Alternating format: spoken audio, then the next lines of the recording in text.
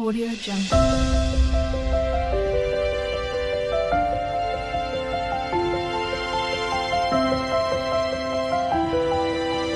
Audio Jungle.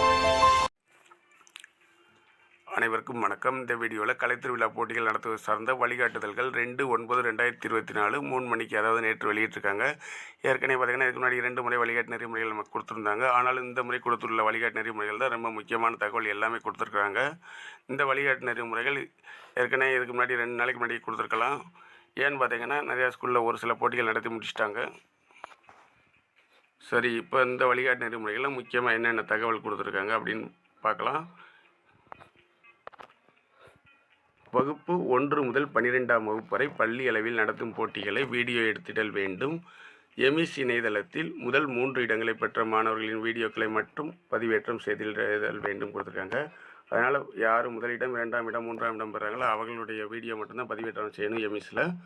2வது, போட்டிகள் நடைபெறும் வகுப்பறைகளில் உள்ள கரும்பலகையில் கீழ்காணும் விவரங்கள் கண்டிப்பாக எழுதப்பட வேண்டும். இவ்விவரங்கள் வீடியோவின் பின்புலத்தில் காணப்பட வேண்டும். வீடியோவினை லேண்ட்ஸ்கோப் மோடில் எடுத்துடல் வேண்டும் கொடுக்காங்க. லேண்ட்ஸ்கோப் மோட்னா இந்த படுக்கை விஷயத்தில் எடுத்து வீடியோ எடுக்கணும். அது எப்படி எடுக்கணும் அப்படிங்கிறத இந்த வீடியோ எண்டில் சொல்கிறேன்.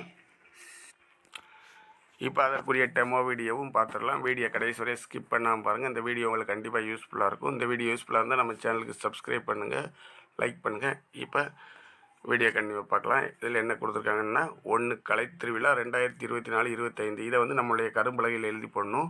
அடுத்து பள்ளியின் பெயர், உங்கள் ஸ்கூலோட நேமும் எழுதி போட்டுருங்க. அடுத்து யூடைஸ் கோடு, அடுத்து மாவட்டம், எந்த ஒன்றியத்தில் இருக்குது, அடுத்து போட்டியின் தலைப்பு, அடுத்து வகுப்பு நாள், இது எல்லாம் இந்த விவரத்தெல்லாம் நல்லா நீட்டாக போர்டில் எழுதிட்டு அதுக்கு பிறகு நம்ம வீடியோ ஸ்டார்ட் பண்ணணும். நெக்ஸ்ட்டு, போட்டியில் பங்கேற்கும் மாணவர்கள் எமிஸ் நம்பர், வகுப்பு, போட்டியின் பெயர் விவரம் அடங்கிய அடையாள அட்டை அணிந்திருத்தல் வேண்டும். கரும்பலகையில் எழுதப்பட்ட தகவல்கள் 10 செகண்ட் மற்றும் மாணவரின் அடையாள அட்டை 10 செகண்ட் ஜூம் செய்து எடுத்த பின் போட்டியினை கைகளை அசைக்காமல் நேராக வைத்து எடுக்கவும் கொடுத்துருக்காங்க. கரும்பலகையில் இந்த தகவல்லாம் எழுதி போட்டிருப்போம். இதை பார்த்திங்கன்னா ஒரு 10 செகண்ட் வீடியோ எடுத்துக்கணும். அதுக்கு பிறகு ஜூம் பண்ணிக்கணும். நெக்ஸ்ட்டு பார்த்திங்கன்னா மாணவரின் அடையாள அட்டை, அதையும் பார்த்திங்கன்னா ஒரு 10 செகண்ட் எடுத்து வீடியோ ஜூம் பண்ணிக்கணும். நெக்ஸ்ட்டு தான் போட்டிக்குரிய வீடியோ கன்னியூவாக எடுக்கணும் அப்படின்னு கொடுத்துருக்காங்க. அடுத்து பார்த்திங்கன்னா ஒளி அமைப்பு, மாணவர்களுடைய முகத்தில் படுமாறி எடுக்க வேண்டும். அவர்களின் தலைக்கு பின்னால் இருந்து வெளிச்சம் வருவது போல் எடுக்க வேண்டாம் கொடுத்துருக்காங்க.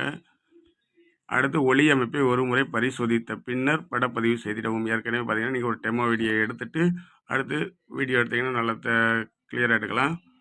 அல்லது சுற்றறிக்கையில் கூறப்பட்டுள்ள கால அளவுக்குள் எடுத்திடல் வேண்டும். அதிக கால அளவில் வீடியோ இருந்தால் பதிவேற்றமாகாது. எனவே ஒவ்வொரு போட்டிக்கு எவ்வளோ கால அளவு கொடுக்காலும் அந்த கால அளவுக்குள் அதுக்குரிய வீடியோ எடுத்துருங்க. மேக்ஸிமம் பார்த்திங்கன்னா 5 நிமிடத்துக்கு மேலே எந்த வீடியோ மிகக்கூடாது.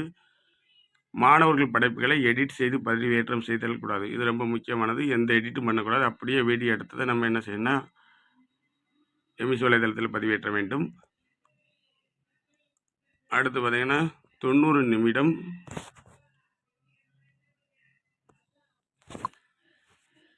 90 மற்றும் 60 நிமிட போட்டிகளை மட்டும் கீழ்காணும் வகையில் வீடியோ எடுத்திடல் வேண்டும் கொடுத்துருக்காங்க.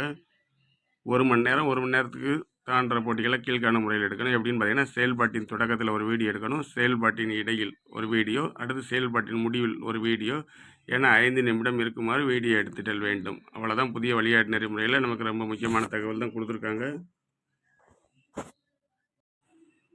நெக்ஸ்ட்டு, போட்டி நடைபெறும் போது வீடியோ லேண்ட்ஸ்கோப் முறையில் தான் எடுக்க சொல்லியிருக்காங்க. லேண்ட்ஸ்கோப் முறையில் எவ்வாறு தெளிவாக வீடியோ எடுப்பது என்பதை குறித்து நெக்ஸ்ட் வீடியோவில் பார்க்கலாம். நம்ம சேனலில் வரும் வீடியோக்களை நீங்கள் தொடர்ந்து பார்க்க மறக்காமல் சப்ஸ்கிரைப் பண்ணுங்கள், லைக் பண்ணுங்கள், உங்கள் ஃப்ரெண்ட்ஸ்க்கு ஷேர் பண்ணுங்கள். Thank you friends.